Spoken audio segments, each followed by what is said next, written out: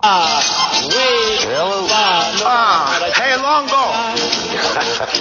My friends, how we doing? Renato Laranja. Hey, Renato, how we doing today, buddy? Maron, I couldn't be better. Very good. I'm happy for you. Of course, I'm happy for you too, my brother. You're doing fucking great these days. I want to say, even though he lost a fight, I want to say congratulations to your boy, Ally Quinch. You know, his stock went up on that fight, you know? I love that kid, man. I thought he showed the heart and determination of a true fighter, man. What a great night. And he stepped up, did his thing, and I think, again, I agree with you, man. His stock went up. Good stuff. Hey, when those people out there, they knew the crowd, they knew who was the boss. You understand me? Exactly. They knew who was the boss out there. You know? Exactly. You got to remember, as far as I know, the Italians are still running Brooklyn, but I'm not too sure of it, but they know what the deal is. Caralho, there's a couple of Haitian and a couple of African out there who's fucking checking over too, caralho. Yes. A little more Jamaican beef patties over there than you got ziti. No, I still think there's a lot of linguine over there. Of course. Look, I used to hunt a capoeira studio in fucking Sheepshead Bay.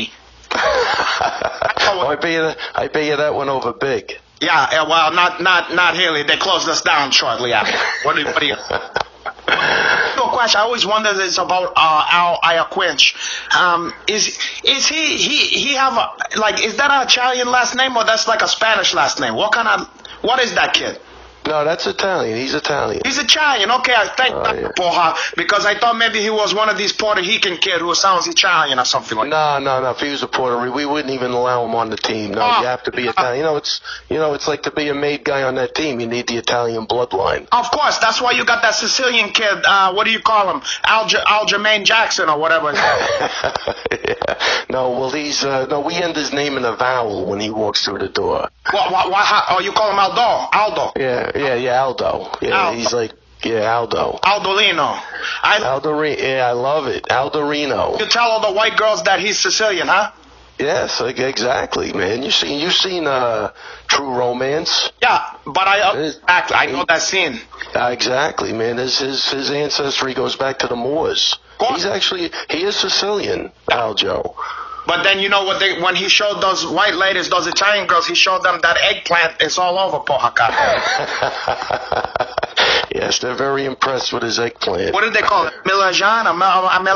What is it? I have no idea. No, not Moulignan. I'm talking about how you say eggplant in Italian? I think you had it right the first time. Milajan, something like that. Milajan. Yeah, I think you had it right the first time.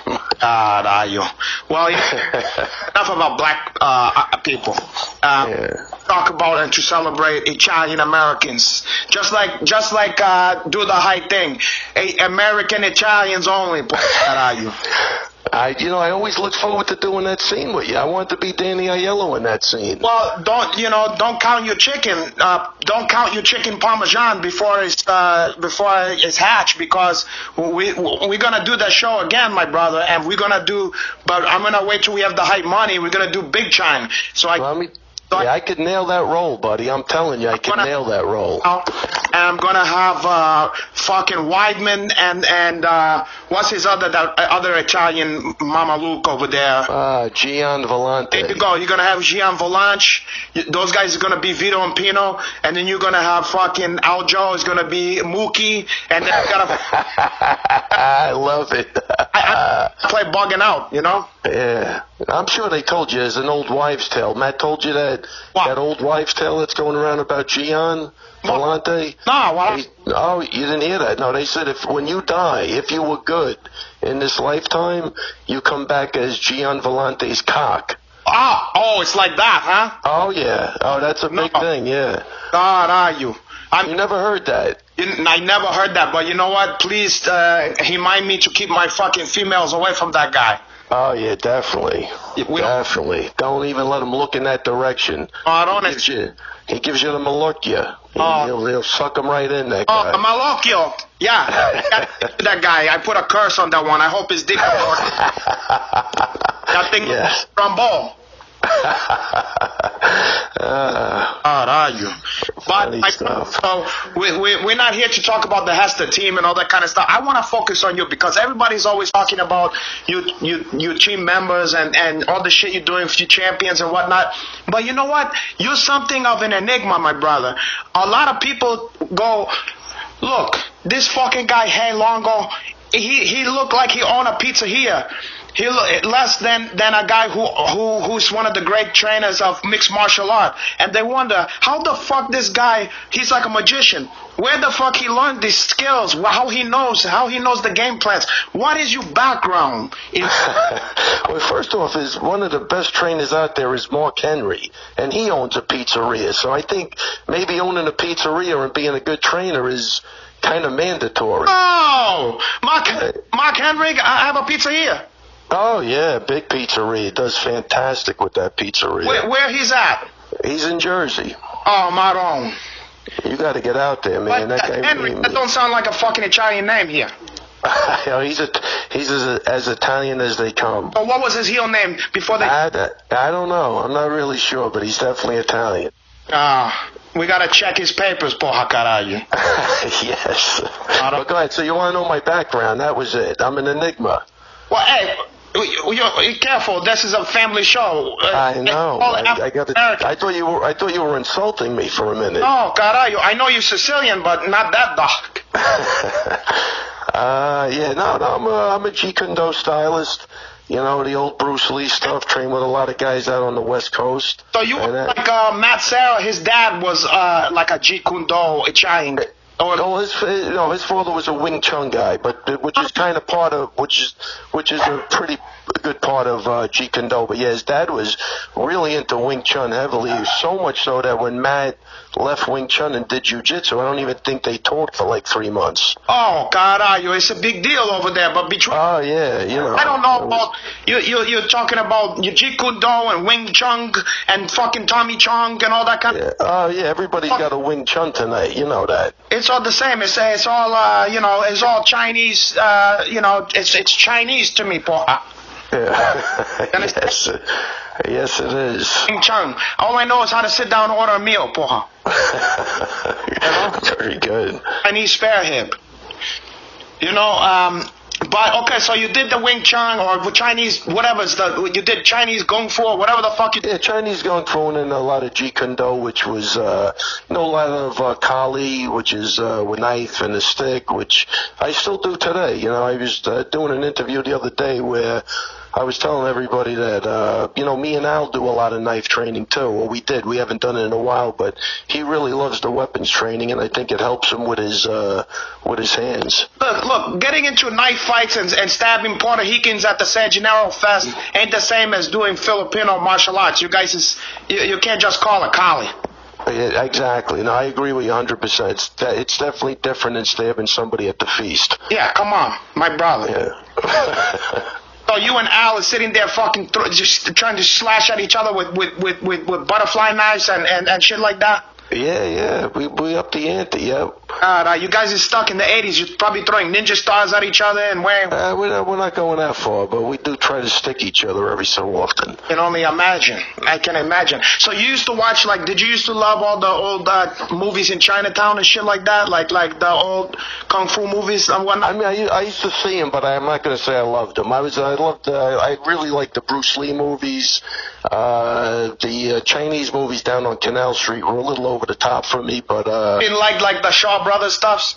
Yeah. I remember Five Fingers of Death. There's a lot of ones like that. I have all that shit at my house right now, my brother. Yeah, they're beautiful. I love all that shit. And a lot of the same stereotype happen in those same movies over and over again. You know, they have like the sniveling guys like, yes. Teach me Chinese Kung Fu, I want to learn. Yeah, that's right. The guy who was like, your movements are like that of a street fighter. It's too easy for me to trip you up. Yeah, that was it. I think that was Suzuki was his name, that guy. Oh, God, I can't remember some of these fucking... So you were a big Bruce Lee fan, no? Back in the day? Everybody was a Bruce Lee, you know, but I mean, how could you not be? But there's only so many fucking Bruce Lee movies, and then when you watch you get finished with that, you say, what the fuck else is there? And you start looking at the other shit. Exactly, that's what happened. I saw Bruce Lee's movies first, and then when I went to Chinatown, I saw guys jumping on top of their roofs of their houses. It just turned me off a little bit. I seen guys jump high, but not up on top of their roof. They didn't even need a ladder. I mean, it was crazy. In the project, stuff like that, that shit happened all the time. People was jumping. You saw that? Oh, so they could jump that high. They could. They would jump from hoof to hoof, and they have pigeons up there, all kind of shit going on. What, Henry Hoof was involved with that? On the fucking hoof, not. Oh, they said Henry Hoof. Oh, that's the other one. That's in Holland. Oh, yeah. The roofs are a little lower in Holland. He might be able to jump up there. I think you're confused because New York is supposed to be New Amsterdam or something like that. Exactly. You're a history major. Of course, I know everything, my brother. I'm black a couple times. But New York, I was talking about Puerto Ricans before. You know, sometimes you get so dark, my brother. You get so dark when it's you've been in the sunshine, and even though you have those baby blue eyes, you skin tone. I mean, you look like somebody's Puerto Rican uncle over here. That's I'm married to a Cuban, so sometimes I pass myself off as a Cuban. You could be a Cuban 100%. I mean, Look at video of you sometime. I said, "Porra, look at this fucking guy over here." Especially now that you lost some weight, you have that look. You're starting to look like your old self, and I could imagine it was a killer with the ladies. Back in the day. I can imagine with those fucking eyes, those piercing, that you was the chairman of the board, old blue eye. Yes. Forget about Jean Valanche. You were Jean Valanche. bringing some brajol and some gabagool. Oh, speaking of that, you saw. Yeah. I have a popular meme that I made of you a few years ago that I bring out, I dust off sometime, where I have a picture of you looking very sensual into the camera, and then the meme says, "Is that a gabagool in your pocket, or you just?"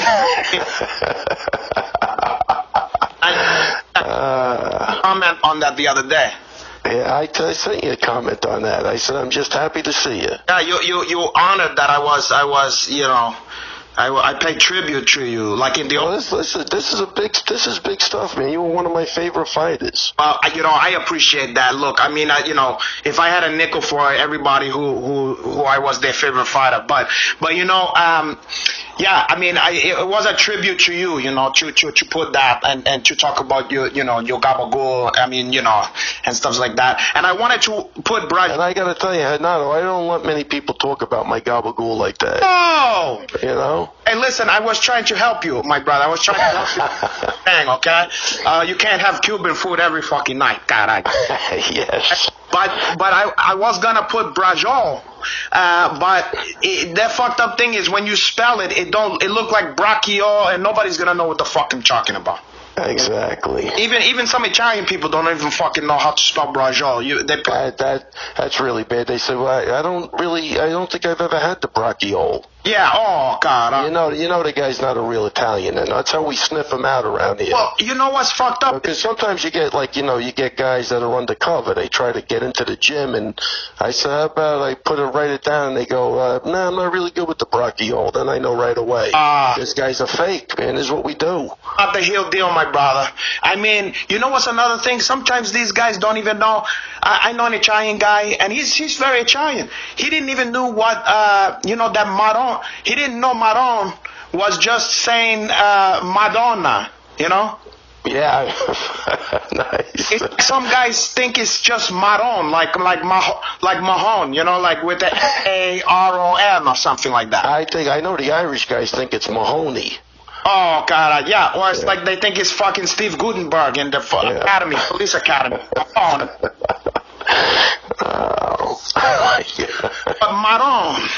But I try to teach people it's Maron, and then when I hide it down if I do it in a text or in like a post, then people think I'm talking about the fucking singer Madonna, and they don't know what the fuck I'm talking about. Oh, see, I thought you were talking about the band Maroon 5. Oh. You know what? You're a man after my own heart. If only those fucking Mark Divam were And speaking of Mort Divam, how the fuck did you get involved with Matt Serra in the first? I'll tell you what, man. I met Matt Serra doing Jiu-Jitsu when Jiu-Jitsu first came to New York City. That's where we kind of met. I mean, it was really one time before that. I think he came to my school, but then when we really met was at Jiu-Jitsu. There was a guy, Craig Kukak, that used to train with Horry and Gracie. And I guess back in like '93 he came to New York. It was like the first Jiu-Jitsu school in New York, and that's where I met Matt. And the rest is history, as they say.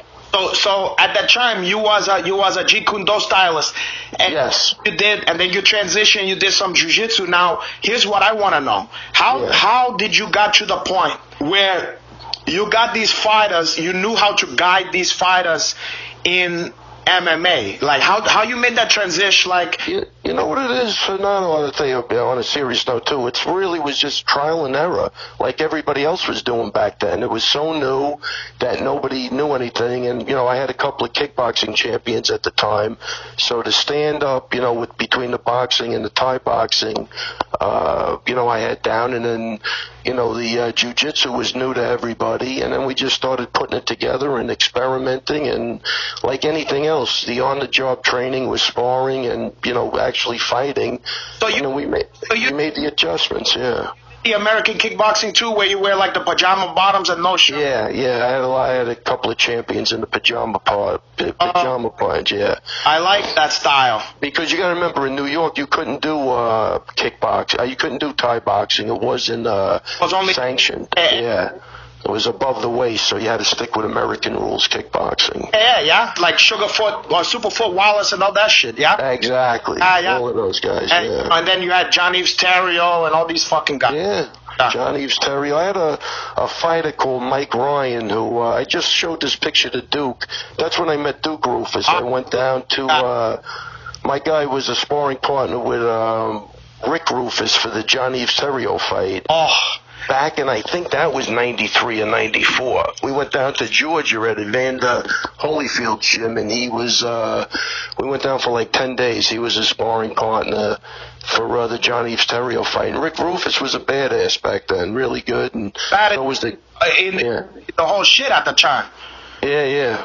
And who was the guy who played like the older brother in kickboxer? He was good too. Dennis Alexio. Yeah, Alex Alexio. Yeah, Dennis Alexio. And one of the Alexios, yeah. Yeah, he had a brother or something. Yeah.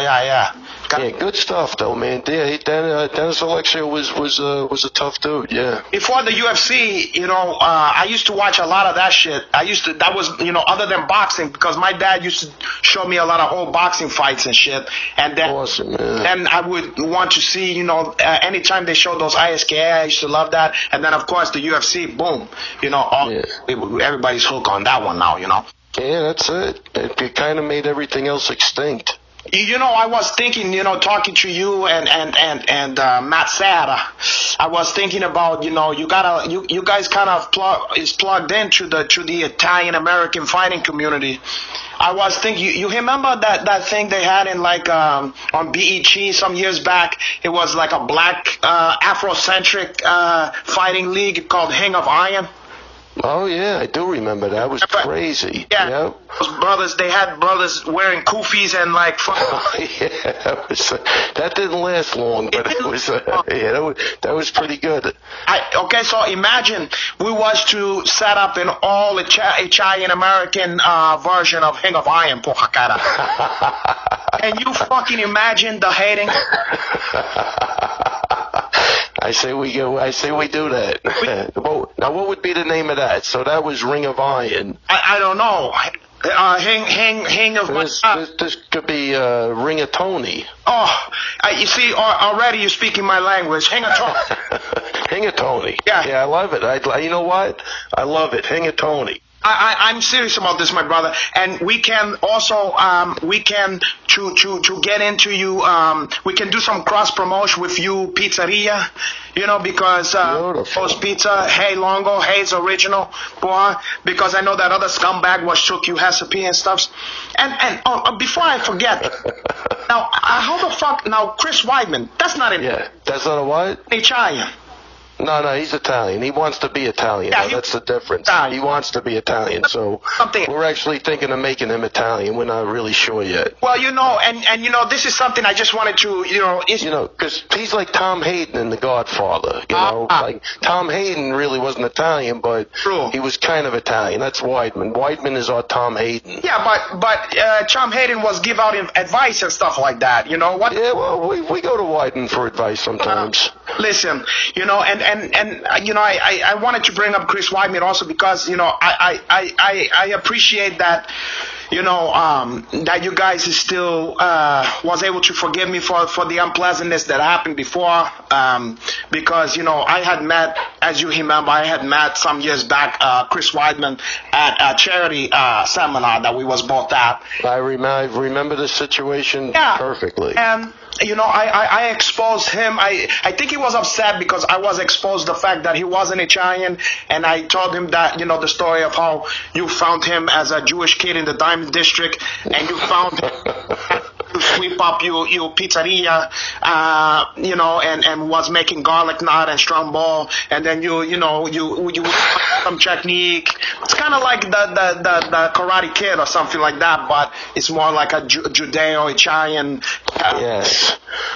Stuff. Yeah, I'm glad we were able to put that under the bridge. That's water under the bridge now. Yeah. So anyway, he kind of was talking after that. He was to me kind of sideways, and like he was kind of talk like he think who he is or something like that, and he tried to do me like a German suplex, and then I had to choke that fucking guy. But you know what? God forbid. I'm so from my lip to God ear. I'm so glad that I didn't hurt that guy, because shortly after that he had his second fight with Anderson Silva. Yeah, I would imagine if you would have really hurt him, then he would have lost that fight. I appreciate that I didn't. Yeah. I've tried to I wouldn't mind to have him on the show, but I think there might be some bitterness there still. I know his father and some of the guys in Long Island was still upset from that, and I don't blame them, but they were very upset. And when I heard his dad was very upset about that, and Weidman had to calm him down because he wanted to get his meat hooks on you, Uncle Hanach. Yes. But God, well, I tell you what, my brother, this has been a hair treat for a lot of the people here, and I can talk Italian American cinema and garlic knots and Jamaican beef patties and stuff, all day long. But one last thing I want to find out from you, hey Longo, is I asked this question of Matt Serra, and he gave me an answer that was different from mine, but I wanted to know what's your opinion. Out of the two Godfather, the two Godfather movies they have, well, because I don't even consider the third one. That as far as I'm concerned, I don't recognize that as a heel Godfather movie. Which, if you had to choose a gun to you head or a gun in your back, which one are you going with, one or two? I'm going with one. And why? I don't know. It was I think it was original, and I'm a big Brando fan, and I thought Brando did a great job in that role. I'm going with number one by far. Okay, so he did a great job, but so you know what? Guess what? I'm gonna tell Robert De Niro that you said that, because are you friends with Robert? I know Robert. I've known Robert for many years now. Yeah, because I know his brother Herbert. I'm gonna go to him. Yeah. You know Herbert? Herbert's the badass in that film. Herbert De Niro, yeah. Yeah. And Harvey De Niro and all. But the thing, he won an Academy Award porra caralho for a whole that he didn't speak one word of English. He speak Italian like he was in the whole country. Yeah, exactly. That don't resonate with you, and you don't give him no credit for that. Yeah, that Brando was unbelievable. Come on, you're a big Brando fan, no? Of course I like Brando, but come on, the way that De Niro was dealt with that fucking scumbag, what was his name? Don. What was the Don? Don Vito, I think. No, was it something like that? Or Fucking scumbag who took his job and gave it to his cousin and shit, and he was trying to bully everybody in the neighborhood, the Black Hand. yeah, I don't know. I don't remember. And I'm not greedy. I just like to wet my beak a little. and not unlike you, Uncle Henachi like to wet his beak, you know? It's always good to have a wet beak. Yeah, I wet my beak in a lot of different stuffs. You never know what I'm going to be involved with. I might take a piece of you pizza here, or I might take a piece of you management company, or you fight team if you're not careful, porra. I love it. And the Sicilian kid, caralho. I got to get Aljamain Jackson on here so he can tell me what it's like to be in there. Yeah, definitely, man. You would love to hear what Aljamain has to say. I tell you, he's a snappy dresser. I like the way he dresses.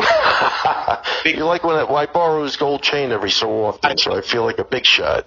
Speaking of gold chain and shit like that, you know, I was asking about his early days, Matsara, and he was telling me about what he used to dress like and shit like that, but he said he didn't used to wear gold chains. I'm just gonna take a wild guess that the same cannot be said for you. I had a couple of gold chains in my childhood, yes, that I still have today. Yeah, you still got you got the one with the horn on there? I'll tell you, my friend had the Italian horn with diamonds in it. It was beautiful. But no, I didn't have that horn. I did have probably, you know what? At one time, I'm going to say I definitely did though. I got to be honest, and I got to find I got my gold chain still. I might take him out for the next fight. How? Oh, please do, and I want you to give me credit for that one. You're gonna. Yes, I will do. And you know, Matt Sada, can you imagine what kind of self-respecting Italian he don't have a gold, never wore? Nah, I think it was past his time. God. I mean, this is insane. I think it's insane. I agree with you. I think it's insane. I don't understand these. He looked like the fucking Mameluke of the year. Oh, man. Who's that? This fucking guy. Anyway, well, it's been a pleasure and a hair treat to talk to you. I'm sure we're going to do this sometime again. Anytime you want to promote a fight or anything like that. And I heard you got your own podcast now. I got my own podcast. It's MMA and Beyond with Steve Maraboli. He's a behavioral scientist. It's good stuff. We talk about a lot of good shit. And I also do the Ray Longo Minute on Anakin Florian podcast. Oh, you do? Oh, yeah. Big stuff. I've had Florian on the first episode of this show here. He sent a friend to mine. I tell you, Florian's a good dude, man. And I'm sure Matt told you this. All kidding aside, that skit from Heat was absolutely phenomenal. Well, we tried, man. Let me tell you, that thing was fucking great, man. We had a lot of fun on that one. You know, he was. I always saw him as gonna play that part, and I knew he was gonna be my Al Pacino. Yeah, I think you guys knocked it out of the ballpark. I really do. There's going to be more where that came from, and you better brush up your chops because we're going to throw you in there, too. I'm raring to go, man. I'm raring to go. I want to put Matt Sada. I want to do the scene from Casino with where I'm Robert De Niro and he's fucking Joe Pesci in the desert. Maybe we can make him Don Rickles in the casino where you hit him over the head with a telephone. It would be fucking Billy Sherbert. That would even be better. He looked more like fucking Billy Sherbert. And you know who's gonna play fucking Charlie M? You know the guy who he put the fucking head in a vice? I'm gonna Vinny Magalesh. Magalesh. Yeah, Vinny M, you fucking make me pop your fucking eyeball out. Stuff like that. I feel it, man. I want to do this ASAP. Yeah, we're gonna do it. Okay, my brother. I'm gonna build up the podcast first, and then the next step we're gonna turn to the fucking Renato Laranja show. Don't you? Beautiful, my friend. Pretty blue eyes about that. Next time I come to New York, I want you to feed me. I want you to introduce me to some Italian and Puerto Rican and Cuban women, and I want to be treated first class. That's a done deal. That's a done deal. Not like a fucking bum. We're gonna treat you like a don when you get in here. I appreciate that. I deserve that kind of respect. You know what? One time these fucking kids carried my mom's groceries. You know that? Yeah, of course. They did that. It was out of respect, my brother. Out of respect, I get it, man. I love it. Yeah. So anyway, okay, my brother. Hey, look, I'm proud of you. You lost some weight. You're looking very chan. I want to see some more gold chain. I want to smell the Draca Noir. You know? Yeah, Draca Noir. I was a big Paco Rabanne was my Paco Rabanne was the cologne of choice back in the day. I know you also probably experiment with high karate, porra. Oh, high karate. Yeah, I used to put high karate on and the Chuck Norris kicking jeans on. I was an animal. Oh, I can only imagine the women get a whiff of that high karate. Bay Hum. You remember Bay Hum? Who was that? Bay Hum. Bay Hum. Well, you'll remember. That one I don't know. I'm gonna put an ad on my Instagram when this come out, and you're gonna see the Bay Hum and all that. You're probably using Brooch and Stetson. Use the fucking, what's the one, the designer impostures, you know, where it said, oh, it smelled just like Giovanni or whatever, or it smelled just like this, you know, the fake fucking ones. You don't want that. Nah, you don't want that. Okay, listen, anything coming up? You got your podcast, any fights of you fighters coming up? Yeah, April 21st, 6 days from, a week from today, we got Aljamain Sterling, Merab Davisheli, and Ota Sasaki fighting in Atlantic City. They all have tough fights. Damn, what was the other guy, Kamazelli? Sasaki. No, the other middle guy. Merab Davisheli. Merab Davisheli.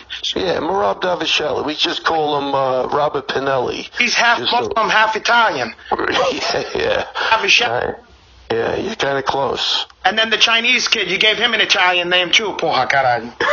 Yeah. I like them. You're gonna love these guys. They're all characters. One of these fucking days, I'm going to come out there, and we're going to do some videos with you guys, and you're going to show me some Italian-American karate, and we're going to have a fucking blast, my brother. Beautiful. Look forward to it. Okay, I look forward to it, too. Hey, until next time, my brother, as we say in Brazil and also in the old country, Italia, ciao. Ciao, baby. I'll talk to you later. Okay. Take it easy, buddy. You too, my brother. All right, bye.